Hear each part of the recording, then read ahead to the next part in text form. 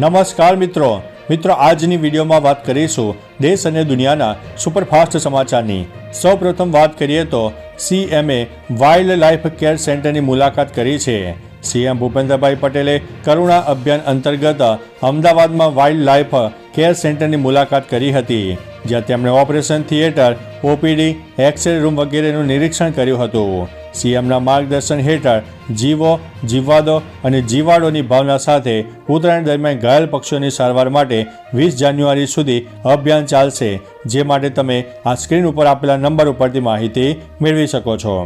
અન્ય મહત્વના સમાચારની વાત કરીએ તો 11 દિવસે કેનાલમાંથી મળ્યો છે મૃતદેહ। હરિયાણાના ગુરુગ્રામની મોડલ દિવ્યા પાહુજાનો મૃતદેહ 11 દિવસે ટોહાના કેનાલમાંથી મળી આવ્યો છે। કેનાલમાંથી મૃતદેહને બહાર કાઢ્યા બાદ પોલીસે તેની તસવીરો દિવ્યાના પરિવારને મોકલી હતી, જેને જોઈને મૃતદેહની ઓળખ કરી હતી। આરોપી બલરાજે પોલીસને જણાવ્યું હતું કે તેણે દિવ્યાની લાશને હરિયાણાની ટોહાના કેનાલમાં ફેંકી દીધી હતી। આ હત્યા કેસના મુખ્ય આરોપી અભિજીત સિંહે મૃતદેહને સગે વગે કરવાનું કામ બલરાજને સોંપ્યું હતું। અન્ય મહત્વના સમાચારની વાત કરીએ તો પાંદડા પર બનાવ્યા રામાયણના ચિત્રો।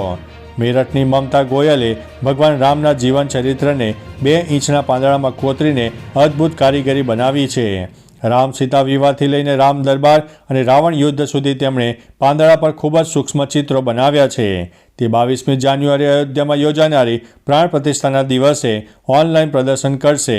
મમતા 10 વર્ષથી લીફ આર્ટ બનાવી રહી છે। તે 2 વર્ષથી પાંદડા પર રામાયણ સંબંધિત ઘટનાઓ કોતરે છે। તો ચાલો મિત્રો, ફરીથી દેશ અને દુનિયાના સુપરફાસ્ટ સમાચાર લઈને મળતા રહીશો। ત્યાં સુધી અમને રજા આપશો। નમસ્તે।